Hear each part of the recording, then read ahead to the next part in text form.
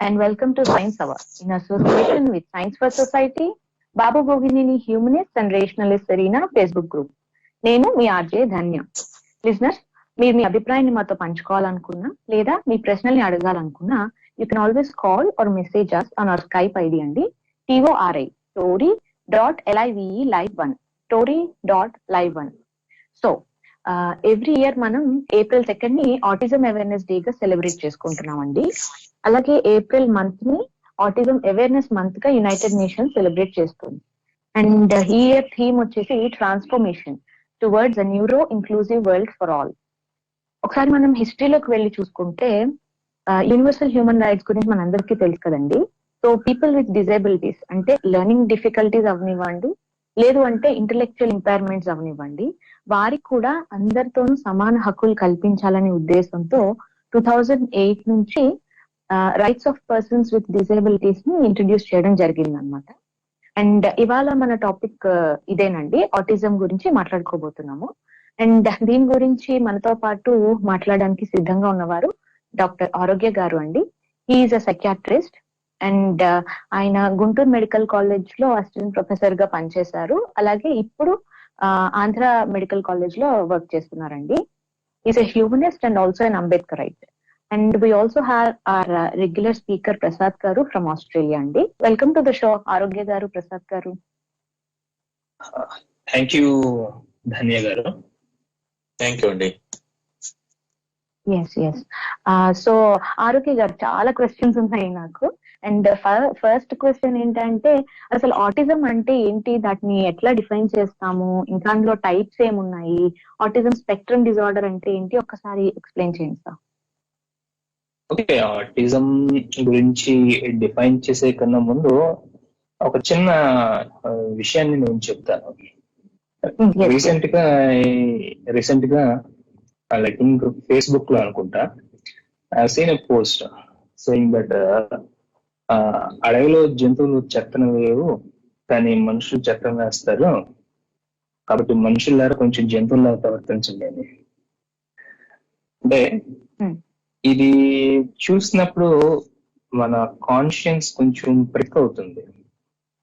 Because some times మనుషులు కొంచెము జంతువుల కన్నా హీనంగా దిగజారే సందర్భాలు ఉంటాయి కొంతమంది మనుషులు కొన్ని సందర్భాల్లో.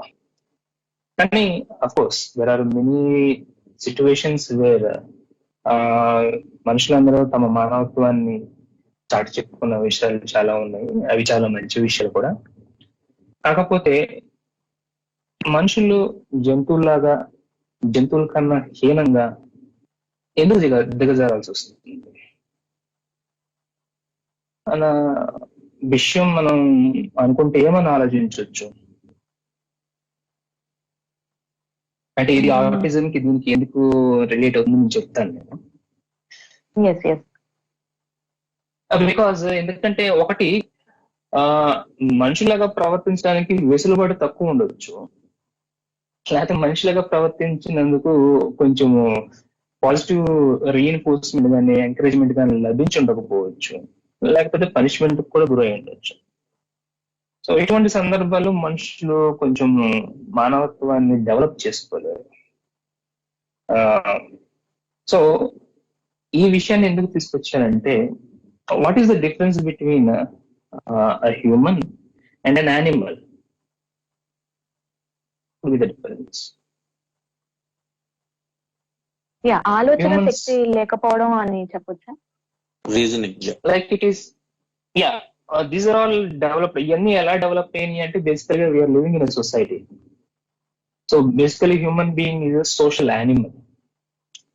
ఒక సొసైటీలో జీవించడానికి we try to establish relationships with one another, friendships కానీ. సో ఇవన్నీ ఎస్టాబ్లిష్ చేయడానికి మనకి ఒక వర్బల్ కమ్యూనికేషన్ ఉంటుంది. వర్బల్ కమ్యూనికేషన్ కన్నా మోస్ట్లీ నాన్ వర్బల్ కమ్యూనికేషన్స్, హావభావాలను అర్థం చేసుకోవటము, తర్వాత సైగలను అర్థం చేసుకోవటము, ఒక విషయాన్ని సూపర్ఫిషియల్ ఆస్పెక్ట్స్ లో కాకుండా లోతుగా యాక్సెప్ట్ చేయటం, లోతుగా అర్థం చేసుకోవటం, తర్వాత ఒక బిహేవియర్ ని సమాజానికి తగు విధంగా డెవలప్ చేసుకుంటాం. This is how we develop. The man, every man at birth, every person at birth is an animal. So I think this is said by some psychiatrist, I believe. Every child is so innocent, so beautiful, animal in contact. So అక్కడ నుంచి మనము we develop to be a social being. Autism పిల్లల్లో ఈ social development కు సంబంధించిన విషయాలు లోపిస్తాయి.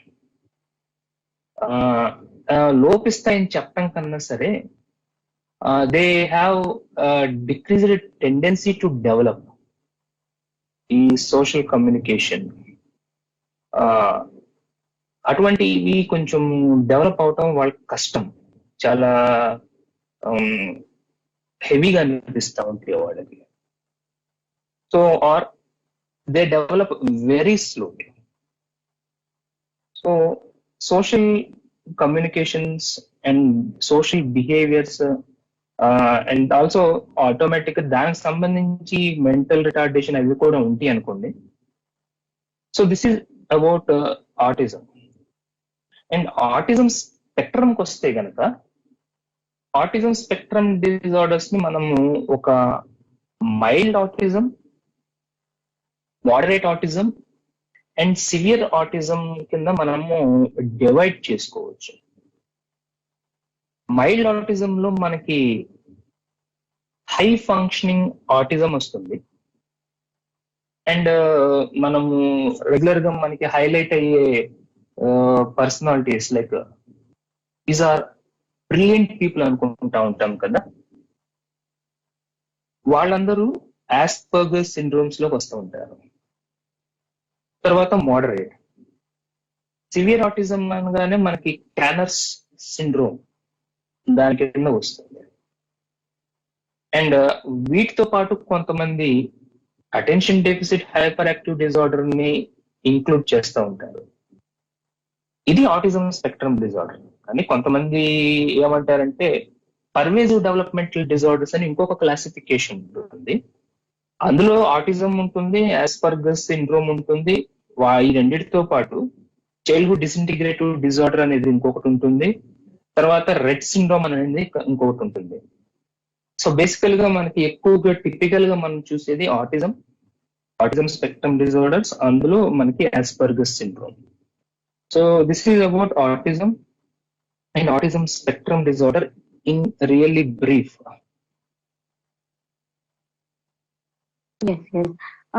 Reasons ఏమై ఉంటాయండి ఇట్లా రావడానికి?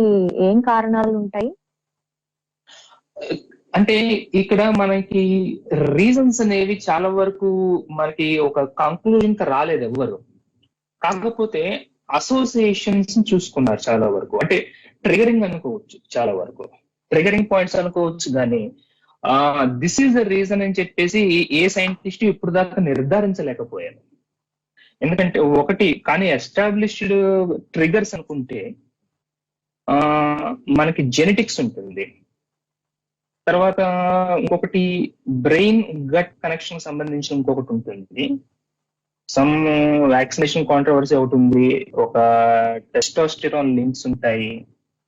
కొన్ని ఎన్విరాన్మెంటల్ ఫ్యాక్టర్స్. అంటే కాజ్ కి ట్రిగ్గర్ కి మనము తేడా తెలుసుకోవాలి అంటే కనుక జెనెటిక్ ప్రిడిస్పోజిషన్, అంటే లెట్స్ సే మనకి హార్ట్ డిసీజ్ ఉందనుకుందాం.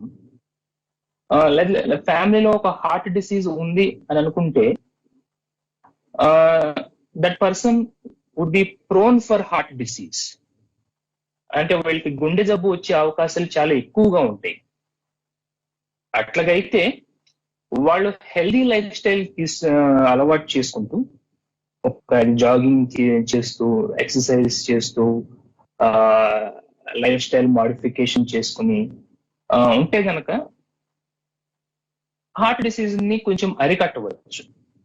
కానీ కొన్ని సందర్భాల్లో ఏమవుతుందంటే ఇంత చేసినా సరే కొంతమందికి హార్ట్ డిసీజ్ వచ్చే అవకాశం ఉంది. అంటే హెల్దీ లైఫ్ స్టైల్ లీడ్ చేసినా సరే. అట్లాగని చెప్పి ఎక్సర్సైజ్ చేయటం వేస్ట్ అని, తర్వాత డైటరీ ప్రికాషన్స్ వేస్ట్ అని ఖచ్చితంగా చెప్పలేము. కాబట్టి జెనెటిక్ ప్రీడిస్పోజిషన్ అంటే జెనెటిక్ ఉంటే that would increase the risk of developing heart disease. అలాగే ఆటిజం లో జెనెటిక్ రిస్క్ ఉంది అంటే గనక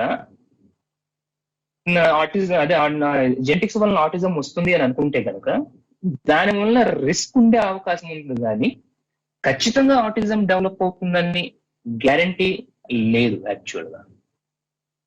so that is regarding genetics. ఇంకా సెకండ్ పాయింట్, మనకి సెకండ్ బ్రెయిన్ గా చాలా మంది అనుకునేది ఏంటంటే మన గట్ అంటే ఇంటెస్టైన్స్, స్టమక్ కానీ స్మాల్ ఇంటెస్టైన్, లార్జ్ ఇంటెస్టైన్ ఇవి. సో ఇక్కడ వేళల్లో అంటే చూసింది ఏంటంటే, నోటీస్ చేసిన విషయాలు ఏంటంటే కొన్ని ప్రోటీన్స్ అవన్నీ సరిగ్గా డైజెస్ట్ అవ్వవు. సో అన్డైజెస్టెడ్ కాంప్లెక్స్ పెప్టైడ్స్ ఏదైతే ఉంటున్నాయో అవి బ్రెయిన్ కి వెళ్ళి బ్రెయిన్ ని డ్యామేజ్ చేసే అవకాశాలు ఉన్నాయి అని చెప్పి ఒక థియరీ ప్రపోజ్ చేశారు. దానికి అనుగుణంగా దానికి సమర్థించే విధంగా వాళ్ళ యొక్క స్టూల్స్ లో కానీ వాళ్ళ యొక్క యూరిన్ లో కానీ శాంపిల్స్ లో హై ట్రేసెస్ ఆఫ్ పెప్టైడ్స్ అంటే సమ్ అన్డైజెస్టెడ్ ప్రోటీన్స్ అనేవి కనబడినాయి. సో ఈ విధంగా వీళ్ళకి అలా వచ్చిందేమోనని ఒక థియరీ ప్రపోజ్ చేశారు. ఇంకొకటి మగవాళ్ళల్లో అంటే మగ పిల్లల్లో ఎక్కువ వస్తుందని చెప్పి టెస్టాస్టిరాన్ లింక్ అనేది ఎస్టాబ్లిష్ టెస్టాస్టిరాన్ లింక్ ప్రపోజ్ చేశారు. అంటే ఈ టెస్టాస్టిరాన్ వల్ల కొన్ని ఎమోషనల్ వీటిని కొంచెం రీచ్ చేయలేకపోతున్నారు అని ఒక థియరీ ప్రపోజ్ చేశారు. These are all speculations, not established theories. తర్వాత కమింగ్ టు ఎన్విరాన్మెంటల్ ఫ్యాక్టర్స్ కి వస్తే గనక చాలా మంది ఆటిజం స్పెక్ట్రమ్ డిజార్డర్స్ లో ఉన్న వాళ్ళకి డైరీ ప్రొడక్ట్స్ అంటే మిల్క్ ప్రొడక్ట్స్ కంటే కొంచెం ఎలర్జీ ఎక్కువ ఉంటుందని చెప్పి నోటీస్ చేశారు.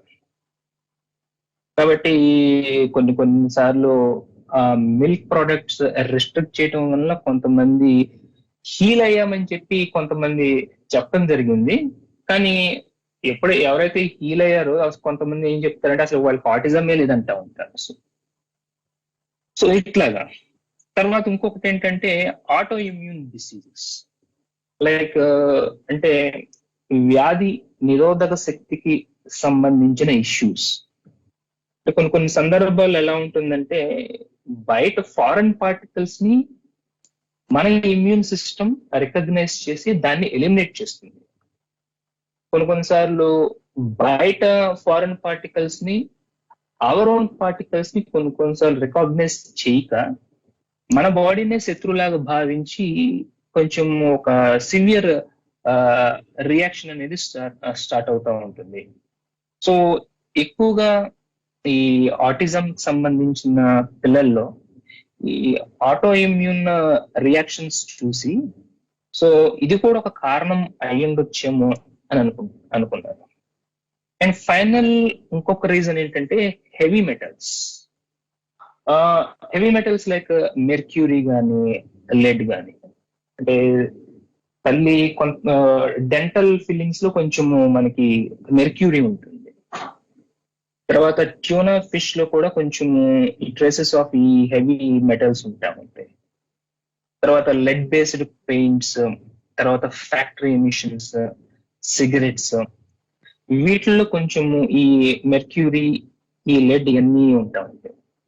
తల్లి గర్భంలో ఉన్నప్పుడు వీటి ఎక్స్పోజర్ వలన పిల్లల డెవలప్మెంట్ కొంచెం అక్కడ డ్యామేజ్ అవుతుంది, దాని వలన ఆటిజం వచ్చే అవకాశాలు ఉన్నాయి అని చెప్పి స్పెక్యులేషన్స్ పెట్టారు.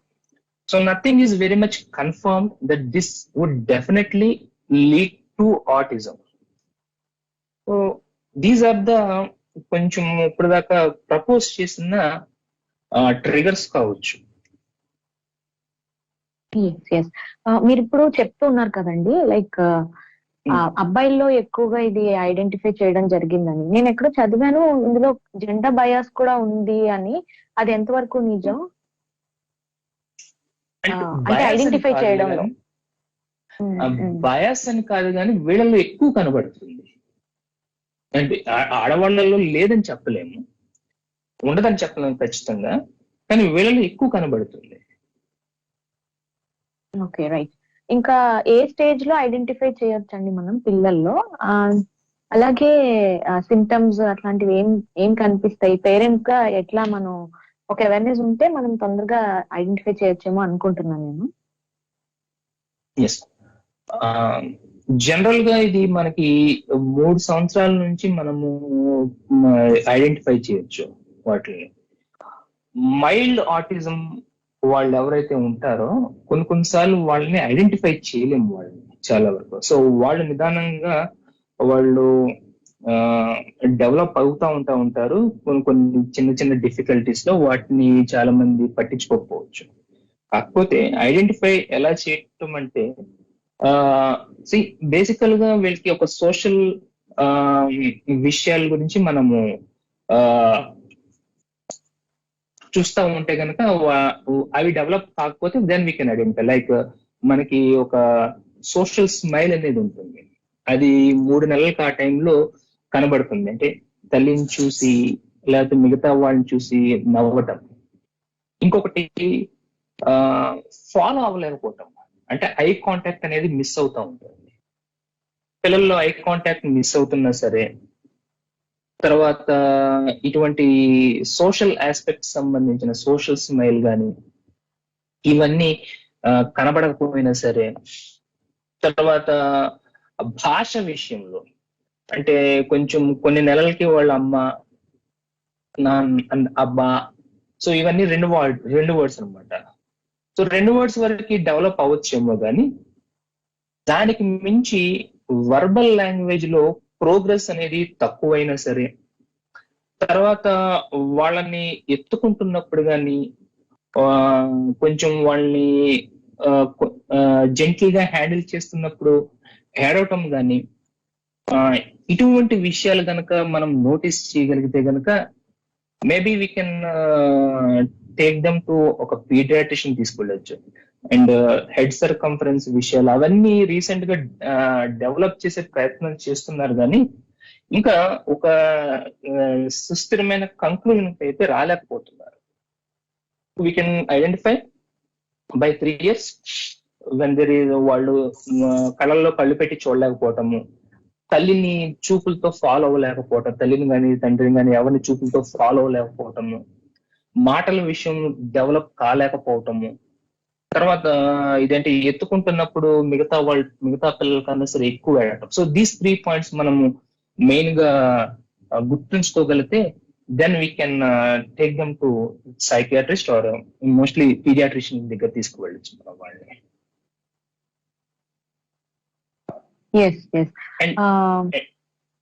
చెప్పండి. అండ్ మీరు ఒకటి సిమ్టమ్స్ గురించి అడిగారు కదా. సిమ్టమ్స్ గురించి అడిగినప్పుడు ఫస్ట్ థింగ్ ఇస్ మనం ఫస్ట్ నుంచి డిస్కస్ చేస్తున్నట్టుగానే మనుషుల్లోని హావభావాలు వాళ్ళు గుర్తించలేరు. యాజ్ ఏ గ్రో అంటే నవ్వుతున్నప్పుడు వాళ్ళు సంతోషంగా ఉన్నారని గుర్తించలేరు, కొంచెము కోపంగా ఉన్నప్పుడు, తర్వాత విసుగు వేస్తున్నప్పుడు మనుషుల్లో కనిపించే మిగతా వాళ్ళలో కనిపించే ఆ భావాల్ని వాళ్ళు ఐడెంటిఫై చేయలేరు. ఐడెంటిఫై చేయలేకపోవటం వల్ల ఏమవుతుందంటే దే కాంట్ రెసిప్రొకేట్. అరే ఏంట్రా ఎంత సంతోషంగా ఉన్నావు, ఏంటి ఎంత చిరాగ్గా ఉన్నావు. సో ఈ విషయాలు వాళ్ళు ఐడెంటిఫై చేయక, వాళ్ళని గుర్తించలేక ఏం చేస్తారంటే మామూలుగా మాట్లాడేస్తూ ఉంటారు. సో సంతోషంగా ఉన్నప్పుడు మామూలుగా మాట్లాడినా సరే ఎవరేమనుకోరు, కానీ ఒకవేళ బాధపడుతున్నప్పుడు కూడా మామూలుగా మాట్లాడేస్తూ ఉంటే కనుక ఎదుటి వాళ్ళు కొంచెము ఇదేంటది బాధపడే అవకాశం ఉంటుంది. సో దాని వలన ఫ్రెండ్షిప్స్ వాళ్ళు డెవలప్ చేసుకోలేరు, ఏజ్ అప్రాప్రియేట్ ఫ్రెండ్షిప్స్ ని డెవలప్ చేసుకోలేరు. ఏజ్ అప్రాప్రియేట్ అంటే వాళ్ళతోటి వయసు గల వాళ్ళతో ఫ్రెండ్షిప్స్ డెవలప్ చేసుకోలేరు. ఎవరితో ఎక్కువ డెవలప్ చేసుకుంటారంటే వాళ్ళని భరించే వాళ్ళు, అంటే వాళ్ళకన్నా వయసులో పెద్దగా ఉన్న వాళ్ళతో వాళ్ళు డెవలప్ చేసుకునే అవకాశాలు ఉంటాయి. వీళ్ళు ఏం చేసినా సరే ఊరుకునేవాళ్ళు, అంటే చిన్నపిల్లలు. సో వాళ్ళతో ఫ్రెండ్షిప్స్ డెవలప్ చేస్తూ ఉంటారు. సెకండ్ వచ్చేసి కమ్యూనికేషన్. ఇందాక నాన్ వర్బల్ కమ్యూనికేషన్, ఇప్పుడు వర్బల్ కమ్యూనికేషన్. వర్బల్ కమ్యూనికేషన్ అనగానే వాళ్ళు చాలా చాలా చిన్న చిన్న పదాలు మాత్రమే మాట్లాడగలరు. Like maybe two three letters గల వర్డ్స్ మాత్రమే వాళ్ళు మాట్లాడగలరు. కొంచెం మోడరేట్ అయితే గనక ఒక సింపుల్ సెంటెన్స్ మట్టికి మాట్లాడగలరు. వెరీ మైల్డ్ అయితే గనక ఒక కాంప్లెక్స్ సెంటెన్స్ మాట్లాడగలరు. కానీ టూ వే కమ్యూనికేషన్ వాళ్ళకి అవ్వదు. అంటే ఎక్కడ ఆపాలి, ఎదుటి వాళ్ళకి స్పేస్ ఇచ్చి వాళ్ళు మాట్లాడింది విని దానికి అప్రోప్రియేట్ గా రెస్పాండ్ అవుతాము, ఈ విషయం వాళ్ళకి అర్థం కాదు. ఇంకా బిహేవియర్ విషయం అయితే కనుక చాలా వరకు వాళ్ళకి చాలా లిమిటెడ్ బిహేవియర్స్, రెస్ట్రిక్టెడ్ బిహేవియర్స్ ఉంటా ఉంటాయి. లైక్ చేంజ్ ఇన్ ఎన్విరాన్మెంట్ వాళ్ళకి అర్థం కాదు. బికాజ్ వాళ్ళ సెన్సెస్ ఏదైతే ఉంటున్నాయో, అంటే మన విజువల్ సెన్స్ కానీ, లేకపోతే మన వినికిడి కానీ, మన టేస్ట్ కానీ, స్మెల్ కానీ, ఇవన్నీ ఒక సెన్స్ మాత్రము చాలా బాగా డెవలప్ అవుతుంది. Mostly that is visual. మిగతా సెన్సెస్ చాలా తక్కువ డెవలప్ అవుతాయి. కాబట్టి చేంజ్ ఇన్ ఎన్విరాన్మెంట్ అంటే కనుక change in handling of the other senses processing చేయలేరు. కాబట్టి ఒకే ఒక టైప్ ఆఫ్ ఎన్విరాన్మెంట్ ని వాళ్ళు కోరుకుంటా ఉంటారు. మొనోటనస్ ఎన్విరాన్మెంట్, తర్వాత ఒకే రకమైన బిహేవియర్స్ మళ్ళీ మళ్ళీ రిపీట్ చేస్తూ ఉంటారు. Like tracking the window edges కానీ, మనం ఏదన్నా బొమ్మలు ఇస్తే బొమ్మ పూర్తిగా కాకుండా బొమ్మలో ఒక పార్ట్ మాత్రమే వాళ్ళు పట్టుకుని దాంతోనే వాళ్ళు లిమిట్ అయిపోతూ ఉంటారు. సో ఇవి ఆటిజం కి సంబంధించిన లక్షణాలు. అడల్ట్స్ లో కూడా ఆటిజం ని గుర్తిస్తారు అని కూడా చదివానండి. అంటే లేట్ 30s 40s లో కూడా ఐడెంటిఫై చేసిన వాళ్ళు ఉంటారు అని, దాని గురించి చెప్పండి. అంటే ఎర్లీ ఏజెస్ లో వాళ్ళు గనక మనము గుర్తించలేకపోతే గనక వాళ్ళకి ఇది నేను ఇందాక చెప్పాను కదా, హై ఫంక్షనింగ్ ఆటిజం అని ఒకటి ఉంటుంది. తర్వాత నెక్స్ట్ ఆస్పర్గర్ సిండ్రోమ్ అని ఉంటుంది. సో ఈ ఆస్పర్గర్ సిండ్రోమ్ అనేది ఆటిజం స్పెక్ట్రమ్ లో ఇంకొకటి. Most of the genius people కాదు, జీనియస్ పీపుల్ కొంతమందిలో ఆటిజం ఉంటుంది. ఓకే, వీళ్ళల్లో యావరేజ్ ఐక్యూ నుంచి వెరీ హై లెవెల్ ఐక్యూస్ లో ఉంటారు. So one of the example is Henry Cavendish, scientist అనే అతను. He discovered hydrogen. అంటే వాళ్ళ పేరెంట్స్ దగ్గర నుంచి ఆయనకి ఒక significant support, they are very rich అనమాట వాళ్ళ పేరెంట్స్. సో సిగ్నిఫికెంట్ సపోర్ట్ ఇచ్చి ఆయనకి సంబంధించిన ఇంట్రెస్ట్ మీద వాళ్ళ నాన్నగారు ఎంకరేజ్ చేస్తుంటారు. So he became a very brilliant scientist, and many things, discoveries have come to surface because of him. So he తను ఒక లిమిటెడ్ సోషల్ లైఫ్ లో వాళ్ళు చనిపోయినంత వరకు they have never diagnosed him has Asperger's or autism. కాకపోతే ఆయన గురించి కొంతమంది వేరే సైంటిస్టులు రాసిన విషయాలను బట్టి ఆలివర్ సాక్స్ అనే డాక్టర్ గారు, I think he is a doctor, ఆయన so these are his behaviour all things fit in to diagnosis of Asperger syndrome అని చెప్పి తర్వాత చెప్పడం జరిగింది.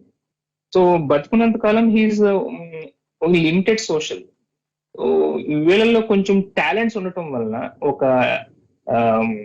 లైక్ వాళ్ళు ఒక పిక్చర్ ని చూస్తే గనక, లేకపోతే ఒక క్రాస్ వర్డ్ పజిల్ చూస్తే గనక దానికి అట్లా గుర్తుండిపోతుంది వాళ్ళకి. So they can scan that when ever they want. So that is the visual memory which they have. కానీ మ్యాథ్స్ అనేది విజువల్ కాదు. సో కొంతమందికి ఈ మ్యాథ్స్ కానీ, ఆర్ట్ కానీ, మ్యూజిక్ కానీ కొన్నిసార్లు వీళ్ళకి అర్థం కాకపోవచ్చు. సో వీళ్ళకి బ్రిలియంట్ టాలెంట్స్ ఉండటం వలన వీళ్ళ వలన మిగతా అదే పేరెంట్స్ కానీ సొసైటీ కానీ కొంతమంది లాభం పొందటం వలన ఈ ఆటిజం వలన వాళ్ళు లాభం పొందటం వలన వాళ్ళు ఓవర్లుక్ చేస్తుంటారు. So maybe probably late life లో మేబీ వాళ్ళకి సంబంధించిన పేరెంట్స్ కానీ ఒక significant emotional support, social support ఎప్పుడైతే కోల్పోతా ఉంటారో ప్రాబబ్లీ ఆ టైంలో ఎక్కువగా కనపడి అప్పుడు డయాగ్నోస్ చేస్తారేమో కానీ this is a developmental disorder autism. అంటే మన బ్రెయిన్ యాక్చువల్ గా 6 years కల్లా 90-95% బ్రెయిన్ గ్రోత్ ఉంటుంది. So it is a developmental disorder కాబట్టి most related brain development is not mind disorder. Mind అంటే మనకి సైకాట్రిక్ డిజార్డర్స్ వస్తూ ఉంటాయి, అవి లేట్ గా మనం డెవలప్ అవుతా ఉంటాయి. So this is brain disorder కాబట్టి probably they should have overlook that one till that one. So అప్పుడు వాళ్ళు కొంచెం డయాగ్నోస్ చేసి ఉండొచ్చు. Okay okay. తర్వాత అండి అబ్సెషన్ కంపల్సివ్ డిజార్డర్ ఉంది కదా, దానికి ఆటిజం కి కూడా ఏమన్నా లింక్స్ ఉన్నాయా? అంటే ఈ ఆటిస్టిక్ వాళ్ళు ఓసిడికి కూడా గురయ్యే అవకాశాలు ఉన్నాయా?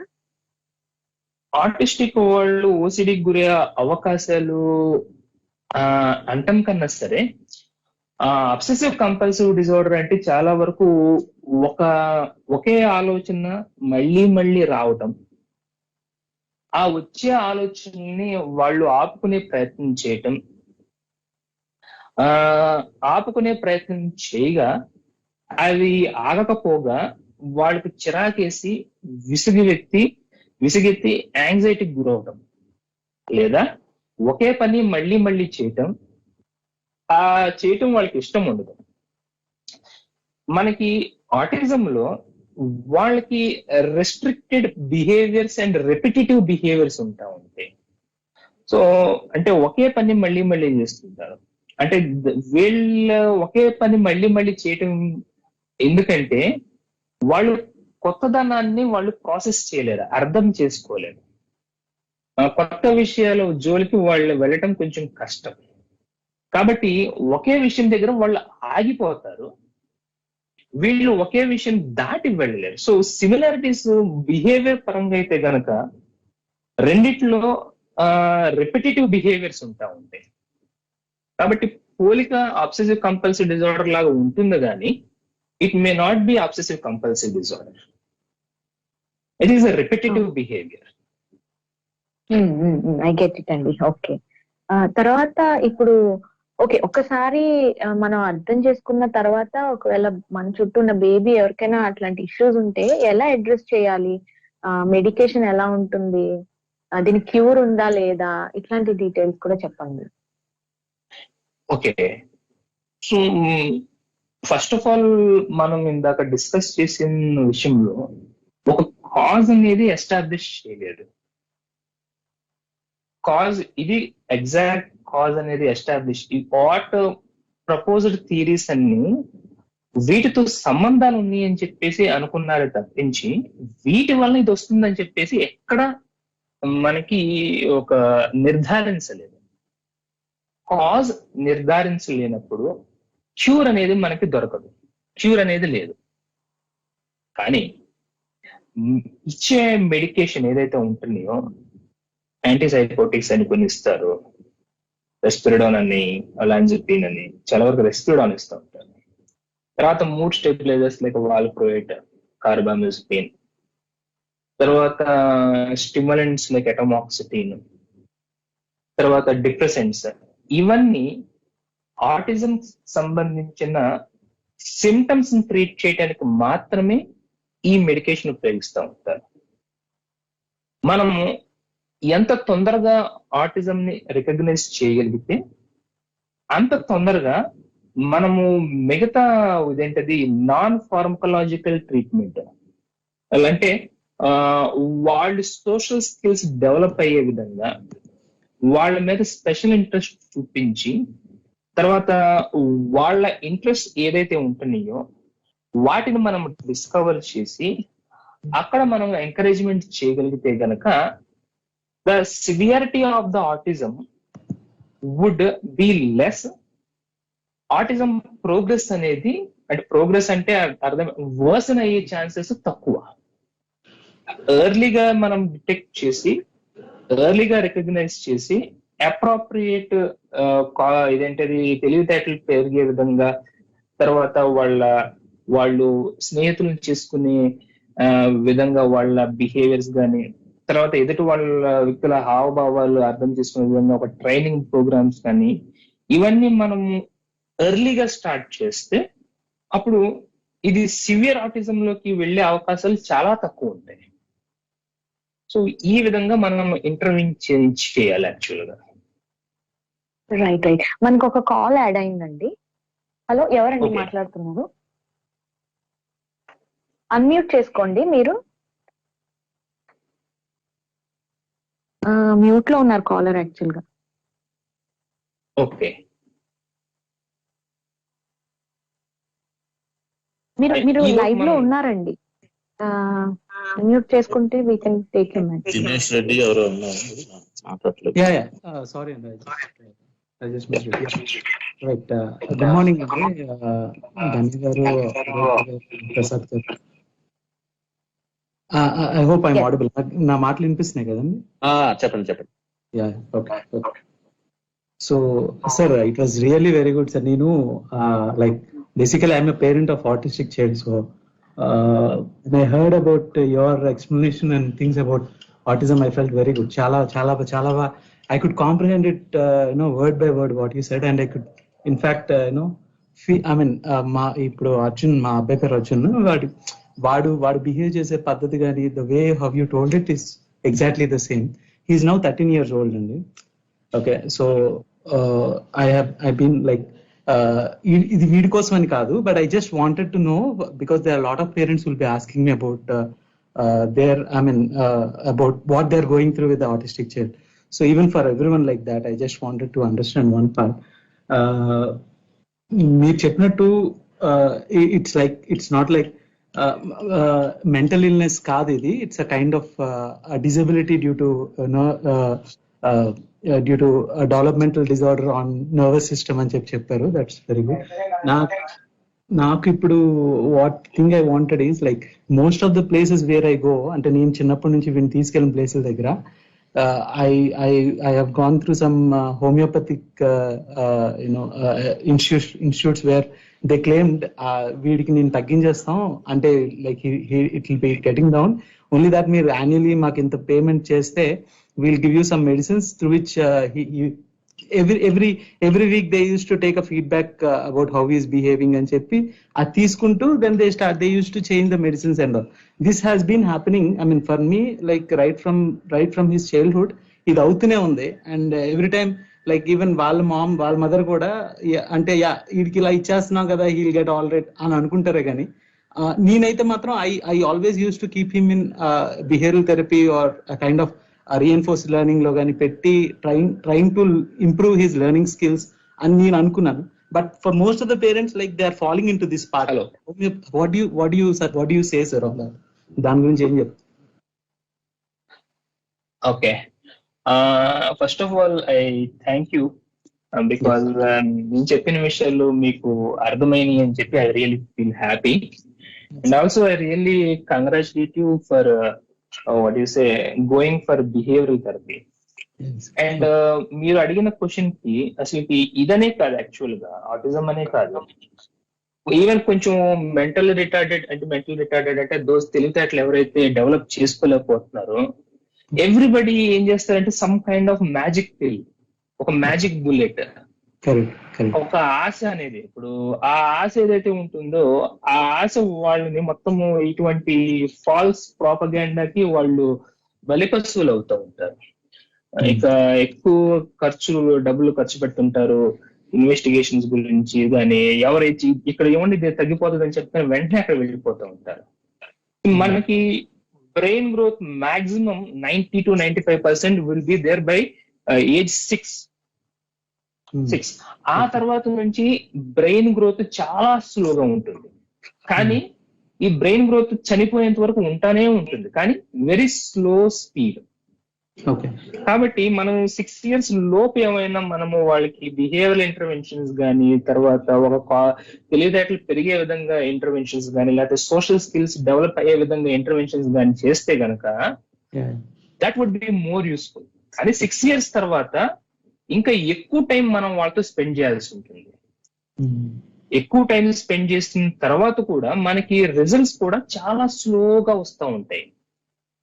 వీఆర్ ఆల్ చాలా వరకు మనం ఏం చేస్తామంటే ఈ రోజు మనం ఒక ఇంటర్వెన్షన్ చేసి, లేకపోతే ఈ రోజు మనం బిహేవియర్ థెరపీ మొదలు పెడితే కనుక 1 నెల 2 నెలల్లో కల్లా మనకి రిజల్ట్స్ రావాలి అని చెప్పి ఒక ఆశ అనేది ఉంటుంది.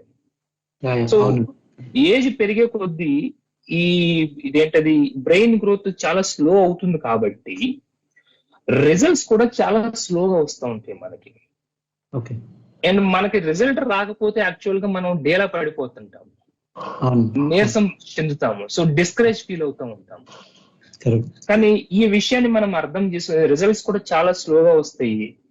వాళ్ళ మీద ఎక్సెసివ్ టైం ఇన్వెస్ట్ చేయాలి, తర్వాత ఎక్సెసివ్ మనీ కూడా ఇన్వెస్ట్ చేయాలి. ఇవన్నీ ఇన్వెస్ట్ చేయడం వల్ల ఏమవుతుందంటే ఫ్యామిలీ లైఫ్ అనేది కొంచెం కష్టతరంగా ఉంటుంది. ఫ్యామిలీలో ప్రెషర్స్ పెరుగుతూ ఉంటాయి. ఈ ప్రెషర్స్ వల్ల కొన్నిసార్లు ఏమవుతా ఉంటుంటే వాళ్ళ సిబిలింగ్స్ ఎవరైతే ఉంటారో ఆ సిబిలింగ్స్ మీద ఈ ఫ్రస్ట్రేషన్ వెళ్ళిపోయి వాళ్ళని సరిగ్గా పట్టించుకోవటం లేదని చెప్పేసి వాళ్ళు కొంచెం చిరాకు పడే అవకాశం ఉంటా ఉంటాయి. కొన్నిసార్లు బ్రేకప్స్ ఇదేంటది డివోర్స్ దాకా వెళ్తా ఉంటాయి. Most of the time the mother would be left with the child. Father తొందరగా విడాకులు విడిచి వెళ్ళిపోతా ఉంటారు, దులిపేసుకుంటా ఉంటారు. So it is a very tough situation, can understand, but you definitely need help from family, relatives and also from the society. So then only your burden would be little bit less. Okay, right, correct. That way I'm little happy because my parents support me, and it is like I feel what you said is very true and correct. And then madam, can I ask you, I mean inko question? Yeah, sure, go ahead. Right. So like ఇంకోటి ఏంటంటే అండి, వీడికి right as you said, నేను 2.5 years 3 years నుంచి కూడా I had put him on behavioural therapy and occupational therapy. I can say improvement with respect to his behaviour, and then ఈ repetitive behaviours కానీ, లేకపోతే ఈ స్టీరియోటైపిక్ patterns కానీ, these all things got reduced completely. But only thing is, right from his childhood I was working on his language skill.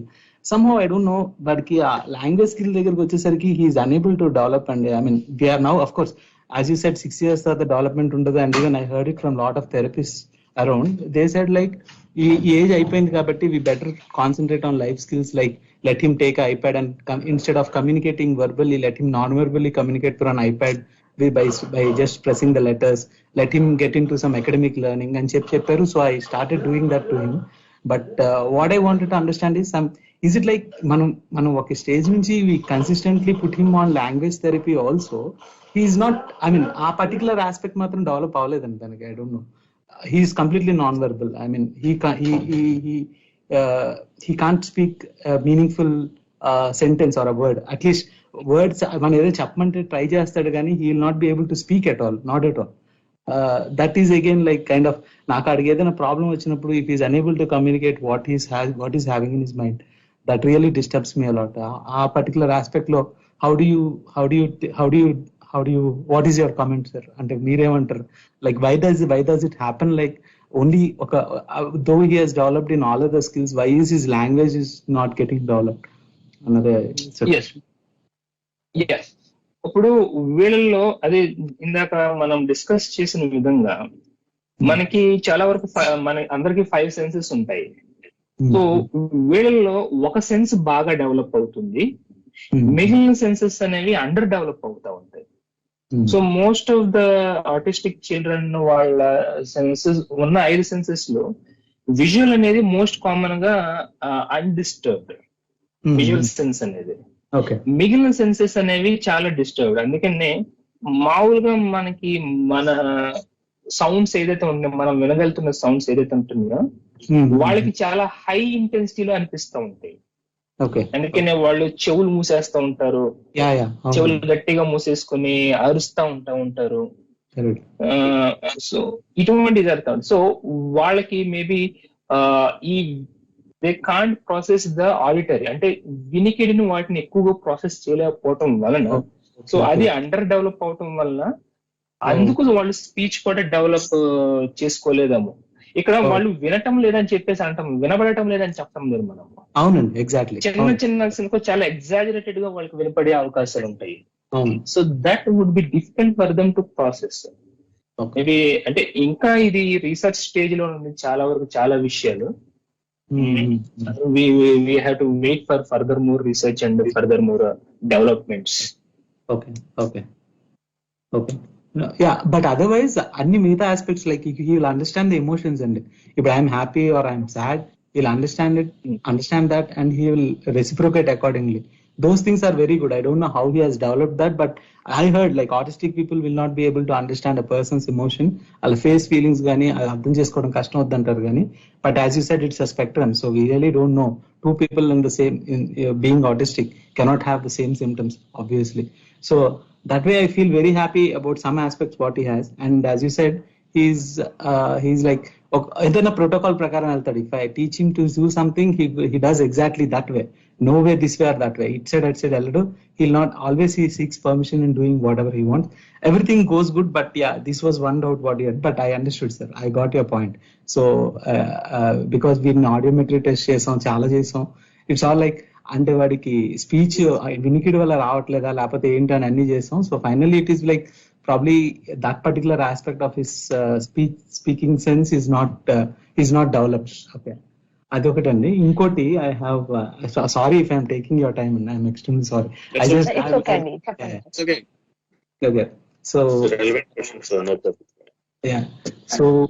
So like నేను వీడికి ఇలా అయిన దగ్గర నుంచి కూడా I was continuously looking at Google and I was looking at a lot of finding out reasons. Yes, Dhanya garu adinattu, I went through all of those things what Dhanya madam was asking. So in that I could see like chaala mandi cheppadam, they had lot of therapies on it. I mean, along with not only speech, AB, occupational kaakunda, there was like something like communication based on reinforcement learning. Ante neeku idi istanu, so you give me back, అంటే ఒక kind of motivation create చేయడం అంటారు చూసారా. ఈ motivation ఎన్ని రోజులు work అవుతుందండి. ఇప్పుడు లెటస్ సే నేను ఐ మోటివేట్, ఆడికి ఫస్ట్ ఆఫ్ ఆల్ వాడికి మాట్లాడాలి అనిపించాలి. That's where he needs to get a motivation. ఆ మోటివేషన్ క్రియేట్ చేయడానికి they do this reinforced learning. So ఇదే అలవాటు అయిపోతే he always seeks that motivation. Instead how will we develop the motivation? I mean వీళ్ళు నాకు ఈ టీచర్స్ అందరు చెప్తుంటారు కానీ I really don't understand when he's in to that particular continuous practice of taking something with some benefit. If it is being, I mean, that's a practice. Adi practice laga ayipote how will he come out of that? Because teachers em chestuntarante, they say like vadiki ishtaమైన ball ఉంటే they give him, yeah, నువ్వు ఈ particular task ఈ 10 minutes లో నువ్వు చేస్తే I'll give this to you anta. So that's a motivation what they are creating for him to do it at that particular point of time. So ఇది consistent ga they are trying to improve this time anyway, but what I don't understand is ఇదే అలవాటు అయిపోద్ది కదా. because I see from his childhood, I see it is happening like a protocol for him. He really, అది ఎందుకు చేస్తున్నావు ఏంటి అని he'll not ask, but he'll do it అంతే. He seeks support in every aspect. So నాకు అర్థం కానిది ఏంటంటే, is it not just this or something else that makes him become normal, or not exactly normal, but ఈ particular routine నుంచి break చేసేది ఏదైనా ఉంటుందా? Like what is the final intent they are trying to. మీ anxiety నాకు అర్థమైంది. Anxiety అనే word maybe appropriate కాకపోవచ్చేమో కానీ, yeah, I can understand you. So first of all మీ అబ్బాయికి ఎన్ని మిగతా డొమైన్స్ లో మంచి డెవలప్మెంట్ వచ్చిందంటే, చాలా వరకు I think what you said, మీరు మీ ఫ్యామిలీ మొత్తం సపోర్ట్ ఇవ్వటం వల్ల you could have probably developed all these things, and that is good. And second thing entante, as you said, that every autistic child is unique. Prati iddaru autistic childs okati kaadu. Even that applies to every human being also. So everybody is unique. And inka ఈ విషయాలకు వస్తే గనక ఇదేంటది what is it I just forgot final question ఉంటుంది reinforcement. Yes reinforcement autistic children కాదు, మామూలుగా చిన్నప్పుడు మిగతా వాళ్ళకి కూడా మనం ఇస్తాం, చాక్లెట్ ఇస్తాను నాన్ని, తర్వాత కాగులించుకోవటం, ముద్దు పెట్టుకోవటం. సో ఇవన్నీ రీఎన్ఫోర్స్మెంట్స్. కాబట్టి ఇక్కడ ఎట్లా చేయాలంటే ఒక స్టెప్ వైజ్ మేనర్ లో చేయాలి. సో లైక్ ఈ వర్క్ ఇప్పుడు మీరు ఇందాక మనం ఏబిఏ అన్నారు, అప్లైడ్ బిహేవియర్ అనాలిసిస్. సో ఈ అప్లైడ్ బిహేవియర్ అనాలిసిస్ అనేది terms of the child's own interest, child's own phase, child's own curriculum base మీద డిజైన్ చేస్తారు. సో ఒక బిహేవియర్ ని, ఒక సింపుల్ బిహేవియర్ కావచ్చు, మేబీ ఒక కాంప్లెక్స్ బిహేవియర్ కావచ్చు, దాన్ని మనము డివైడ్ చేస్తాం చాలా పార్ట్స్ గా. సో డివైడ్ చేసిన తర్వాత ఒక పార్ట్ చేసిన తర్వాత మనకు రీఎన్ఫోర్స్మెంట్ ఇస్తాం. So the worry which is most concerning, ఇదే అలవాటు అయిపోతే ఎట్లాగని చెప్పి వాళ్ళకి పిల్లల్లో ఇదేంటది ఈ ఎమోషన్స్ ఏదైతే ఉంటున్నాయో ఎమోషనల్ డెవలప్మెంట్ అనేది తక్కువ. అంటే వన్ ఆఫ్ ద ఎమోషన్స్ ని కంట్రోల్ చేసే పార్ట్ ఏదైతే బ్రెయిన్ లో ఉంటుందో అది కూడా అండర్ డెవలప్డ్ గా ఉంటుంది. So we have helping them to feel these things is not wrong. So let them feel happy. కాకపోతే నెక్స్ట్ టైం ఏం చేస్తారంటే ఫస్ట్ స్టెప్ చేసిన తర్వాత మీరు రీఎన్ఫోర్స్మెంట్ ఇస్తారు కదా, తర్వాత 2 స్టెప్స్ చేసిన తర్వాత రీఎన్ఫోర్స్మెంట్ ఇవ్వండి. సో 2 స్టెప్స్ తర్వాత 2 స్టెప్స్ చేసిన తర్వాత 3 స్టెప్స్ చేసిన తర్వాత రీఎన్ఫోర్స్మెంట్. సో అట్లా రీఎన్ఫోర్స్మెంట్ అనేది మీరు గ్యాప్ పెంచుకుంటా వెళ్తూ, so in between help them to self motivate, self appreciate them for doing what they have done. So that itself is better. This is self enhancing. So that would be appropriate. Okay, got it. Yes. Thank you so much for calling అండి. It added a value. చాలా విషయాలు చెప్పారు మీరు కూడా. And Prasad గారు, do you have any questions అండి?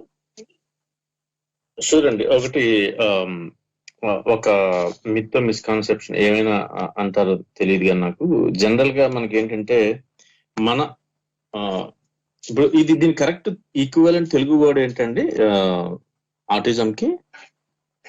నాకైతే తెలియదండి. ఆటిజం కి ఈక్వలెంట్ వర్డ్ అన్నది నాకైతే తెలీదు. But if anybody contributes it I would like to know. అంటే how close or different it is అనేది నాకు తెలియదు. అండ్ ఇప్పుడు మనం ఆ వర్డ్స్ కొన్ని వర్డ్స్ వాడట్లేదు కానీ ఇది వరకు అయితే మానసిక వికలాంగులని, మెంటలీ రిటార్డెడ్ అనో, లేదంటే తర్వాత మెంటలీ ఛాలెంజ్డ్ అనో, డిజేబుల్డ్ అనో, డిఫరెంట్లీ ఏబుల్డ్ అనో, so over a period of time వాళ్ళని సంబోధించే పదాలు, ఉపయోగించే పదాలను కూడా మారుతూ వస్తూ ఉన్నాయి. ఇప్పుడు ఎవరు కూడా అలాంటివి కూడా వాడట్లేదు నాకు తెలిసి, తెలుగులో అయినా కానీ ఇంగ్లీష్ లో ఏ భాషలో అయినా కానీ, because of all these I think వచ్చిన వాళ్ళ రైట్స్ ని బట్టి వాళ్ళని ఐడెంటిఫై చేయటము, అప్రోప్రియేట్ అండ్ కరెక్ట్ వర్డ్స్ వాడటం అనుకోవచ్చును. బట్ మనకి అంటే జనరల్ గా నేను చదివినప్పుడు నాకు అర్థమైంది around 35 to 40, 1 in every 35 to 40 children కి అట్లీస్ట్ ఐడెంటిఫై చేసిన వెస్టర్న్ కంట్రీస్ లో, సొసైటీస్ లో చూస్తే ఆటిస్టిక్ చైల్డ్ ఉన్నట్టుగా, with different maybe varying degree of severity ఉండొచ్చును.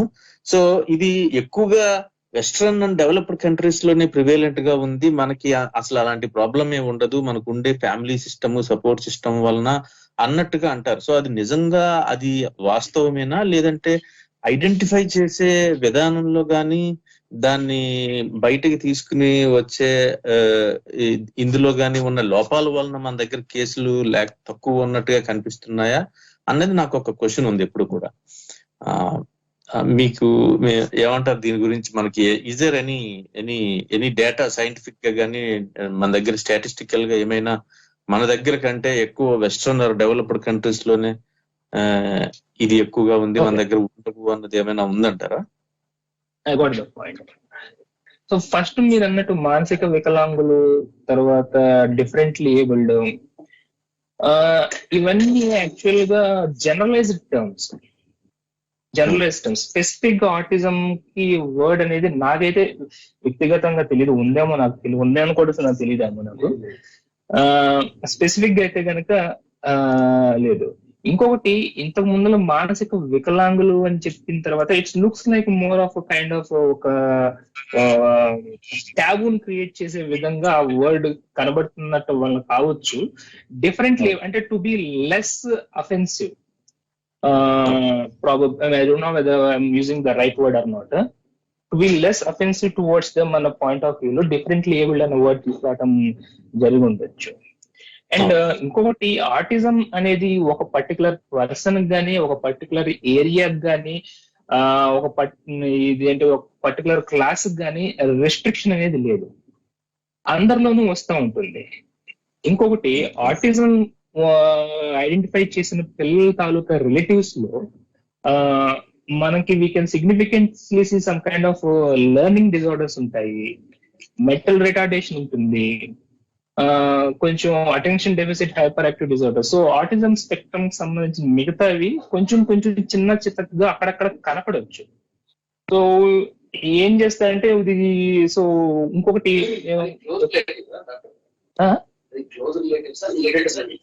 Closed relatives, closed. So అంటే శ్రీకాంత్ గారు ఉన్నారు ఇక్కడ, సో ఆయన అడుగుతున్నారు. సో ఏం చెప్తున్నాను నేను, సో క్లోజ్ రిలేటివ్స్ లో వీళ్ళలో ఉండటం వలన I see some kind of కొంచెం ఇంటెలిజెంట్ క్వశ్చన్ తక్కువ ఉన్న వాళ్ళని చూస్తుంటాను నేను. వాళ్ళకి యాక్చువల్ గా తక్కువ ఉండే అవకాశాలు ఐ థింక్ తక్కువే, కానీ వాళ్ళ పేరెంట్స్ ఇంటెలిజెన్స్ కొంచెం తక్కువ, వాళ్ళ ఎక్స్పోజర్ తక్కువ ఉండటం వలన they have limited scope for them to expand on their intelligence. So వాళ్ళకి ప్రాపర్ ఎక్స్పోజర్ ఉంటే కనుక వాళ్ళ ఐక్యూ డెవలప్ అయ్యి ఉండేది. This is doubt which I have in seeing some patients. అలాగే ఈ ఆటిజం స్పెక్ట్రమ్ ఉన్న వాళ్ళ రిలేటివ్స్ లో కూడా కొంతమంది ఎవరికైనా ఇటువంటి తాలూకా లక్షణాలు ఏమైనా కనబడితే ఇది వీళ్ళకి ఇంతేరా అని చెప్పేసి వాళ్ళని అట్లా వదిలేసే వాళ్ళు ఉంటారేమో కానీ వాటిని they don't get identified, they just live their life in their own what you say well అనుకోవచ్చు. అంటే రీసెంట్ గా ఇప్పుడిప్పుడే వస్తున్నారు బయటకి, ఎందుకంటే ఒకటి మనకి గవర్నమెంట్ తాలూకా నుంచి కొంచెం ఎంకరేజ్మెంట్ వస్తుంది, కొంచెం ఇన్సెంటివ్స్ ఇస్తున్నారు. సో ఇన్సెంటివ్స్ వచ్చేసరికి దే ఆర్ డబ్బులు వస్తున్నాయి అనే ఉద్దేశంతో చాలా మంది బయటకు వస్తున్నారు. They are now they are able to recognise. I see from rich people నుంచి poor people, middle class people అందరూ వస్తుంటారు. కాకపోతే రిచ్ పీపుల్ ఎక్కువ మంది రారు, ఎందుకంటే వాళ్ళకి అవసరం లేదు కాబట్టి మనీ. కానీ మిడిల్ క్లాస్ పూర్ పీపుల్ అయితే కనుక సిగ్నిఫికెంట్ గా వస్తున్నారు. Now it is getting recognized. Before they didn't recognize them. అంతే, though they are there, they didn't recognize. ఇంకొక చిన్న ఫాలో అప్ క్వశ్చన్ అండి. ఇందులో ఇదే ప్రశ్నగా అనుబంధంగా ఏంటంటే, మనకి జనరల్ గా ఈ కల్చరల్ డిస్క్రిమినేషన్ ఆర్ వేరే వాళ్ళని చిన్న చూపు చూసే ఇది ఉంటుంది. అంటే ఎస్పెషల్లీ ఫారిన్ సొసైటీస్ వాళ్ళకి ఈ వావి వరుసలు ఉండవనో ఇన్సిస్టియస్ ఆర్ ఇన్బ్రీడింగ్ ఉంటుంది అన్నట్టుగా అపోహ అని మనకు తెలిసినా కానీ, సో ఇది ఒక రీజన్ కింద ఆపాదించి చూడటం అన్నది కూడా నేను విన్నాను. అంటే జనరల్ గా జెనెటిక్ గా క్లోజ్ రిలేటివ్స్ మధ్యన ఉండే రిలేషన్షిప్ లో వచ్చే ప్రాబ్లమ్స్ కంటే ఈ ఎక్కువ పర్సెంట్ ఛాన్స్ ఏమైనా ఉంటుందంటారా ఈ ఆటిజం కి? అసలు అది కారణమేనా, లేదంటే అది ఏమైనా మిత్తేనంటారా? అంటే వేరే వేరే వాళ్ళతో కలవటం వలన, అంటే దగ్గర ఒకే కుటుంబంలో ఇన్బ్రీడింగ్ అని చెప్తున్నారు.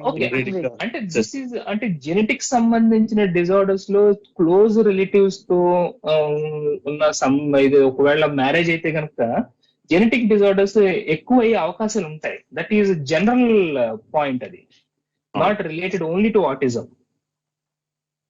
Not only related to autism, close any kind of genetic disorder, close relatives ni chesukotam valla that might get what is say materialize in the next generation eppadana tondaraga avachchu. That is a general point. Okay. And ఇంకొకటి last అండి, ఇంకొక question. ఈ general గా ఒక్కొక్క no two child is the same కాబట్టి మనకి ఈ identify చేసే విధానంలో కూడా ఇప్పుడు ఒక 5 నుంచి 7-8 ఇయర్స్ మధ్యలో ఒకవేళ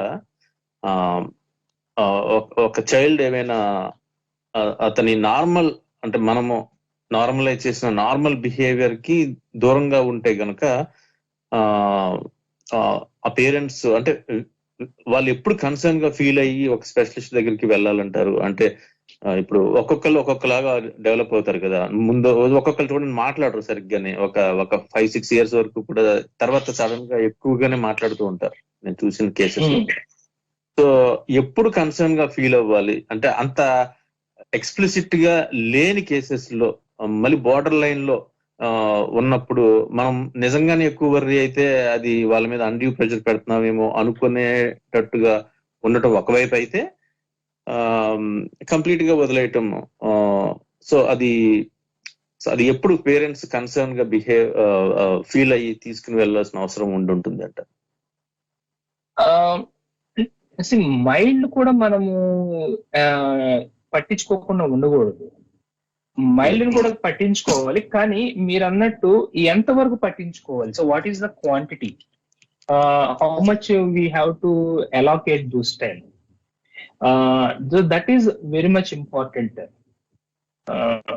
సో ఫస్ట్ ఆఫ్ ఆల్ వాళ్ళు ఎక్కడున్నారన్న విషయం, అంటే మనము కమ్యూనికేషన్ సంబంధించిన విషయం కానీ, తర్వాత మిగతా విషయాల్లో కానీ వాళ్ళ సివియారిటీ బట్టి మనం టైం అలోకేట్ చేసుకోవచ్చు. ఒకవేళ వాళ్ళు ఎక్కువ సివియర్ గా ఉన్నారనుకోండి, of course we have to spend more time with them. తక్కువ సివియారిటీ ఉంటే కనుక obviously there would be less time to spend with them, and less interventions are very essential. ఇంకో కొంతమంది మాట్లాడే విషయాలు ఏంటంటే, their world is different, we have to understand their world, and we need to encourage them to venture in to their world. We should not bring them into our world అని చెప్పి, they don't require treatment అని చెప్పేసి మాట్లాడే వాళ్ళు కూడా ఉంటారు కొంతమంది. So ఇటువంటి డిఫరెంట్ చాలా కాన్ఫ్లిక్చువల్ పాయింట్స్ కూడా ఉన్నాయి ఇక్కడ మనకి. So depends upon their level of intensity of autism. ఇప్పుడు ఇంటర్వెన్షన్ అయితే బిఫోర్ ఐడెంటిఫై చేసిన వెంటనే మనం ఇంటర్వ్యూన్ అవ్వాల్సిందే. there is no delay in that, but if you are able to చెప్పండి. Sorry for breaking. జనరల్ గా ఏంటంటే ఇలాంటి దాంతో మన పిల్లల్ని ఐడెంటిఫై చేసుకోవడానికి కూడా ఇష్టపడము, మనం మనసు అంగీకరించదు. సో ఒక రిజార్ట్, ఎందుకంటే ఒక మెంటల్ కి సంబంధించి మనకి ఇంకా ఫిజికల్ హెల్త్ ఇష్యూస్ మీద ఉన్నంత అవగాహన మెంటల్ హెల్త్ ఇష్యూస్ మీద, డెవలప్మెంటల్ డిజార్డర్స్ మీద మనకి యాజ్ ఏ సొసైటీ అది టబు కింద దాని గురించి డిస్కస్ చేయటమో, ఐడెంటిఫై చేయటమో, ఎవరికి వాళ్ళు ఒప్పుకోవటమో, ఒక ట్రీట్మెంట్ కి వెళ్ళటం అన్నది మనకి అసలు చాలా దూరం. అది వాస్తవానికి అంటే చాలా సందర్భాల్లో చేయవలసిన దానికంటే చాలా తక్కువగా మనము ఈ కన్సల్టేషన్స్ అది చేస్తూ ఉంటాం. సో అది ఆ పాయింట్ అన్నది అదనమాట. నాకు పేరెంట్స్ ఏం చేయాలి, ఎప్పుడు తెలుస్తుంది, ఒకవేళ వదిలేస్తూ ఉంటే సరైన సమయంలో తీసుకువెళ్ళటం వలన మీరు అన్నట్టుగా బ్రెయిన్ ఫస్ట్ 6 years లో బాగా డెవలప్ అవుతుంది కాబట్టి ఆ గోల్డెన్ విండోని ఛాన్స్ మిస్ చేసుకోవటం కూడా జరుగుతుంది కదా అన్న పాయింట్ నుంచి అన్నమాట నా ప్రశ్న వచ్చింది. అదే కాదు, even autism is brain based development. Psychiatry సంబంధించిన మైండ్ బేస్డ్ డిసీజెస్ కి డాక్టర్సే రారు, మిగతా డాక్టర్సే రారు. So that much kind of taboo is there in India. So what you said is very much appropriate. Actually, trying to recognize my kid as something different అనే విషయం చాలా మందికి ఎబ్బెట్ గా అనిపిస్తుంది, రారు కూడా. Right. At the same time sir, మనం individuals గా మనం కూడా కొంచెం మన సెన్సెస్ యూజ్ చేయాలని నాకు అనిపిస్తుంది. అంటే లైక్ పబ్లిక్ లో అలాంటి కిడ్నీ చూడగానే మనం విచిత్రంగా బిహేవ్ చేయకుండా కొంచెం ఎంపతితో ఆ పేరెంట్స్ ని, ఆ కిడ్నీ అర్థం చేసుకోగలిగితే బెటర్ సొసైటీ ఫార్మ్ చేయొచ్చని నేను అనుకుంటున్నాను. You are right, but that is not very easy. We tend to easy కాదు. బట్ అంటే నేను బయటకు వెళ్ళినప్పుడు అది చూస్తూ ఉంటాను. లైక్ ఒకవేళ అలాంటి పిల్లలు వచ్చి వేరే పిల్లలతో ఆడుకోవడానికి ప్రయత్నించినా మిగతా పేరెంట్స్ వెళ్ళనివ్వరండి వాళ్ళ పిల్లల్ని. అంటే నార్మల్ కిడ్నీ వాళ్ళతో ఎంగేజ్ అవును. చేయడానికి ఇష్టపడకపోవడం, వాళ్ళని విచిత్రంగా చూడడం అనేది ఒకలాంటి బయాసే కదా. సో అది మనం మానుకోవాలి అని నేను అనుకుంటున్నాను. You are absolutely right. And if you have that kind of quality not to discriminate other kids, that is really good, wonderful also. I think we are running out of time. Dhanya garu, you can conclude. Time అయింది. చాలా విషయాలు చెప్పారండి. Thank you so much. ఇంకా it was very good episode. So listeners, until next week, stay curious and stay scientific అండి. This is RJ Dhanya signing off. Thank you అండి doctor గారు.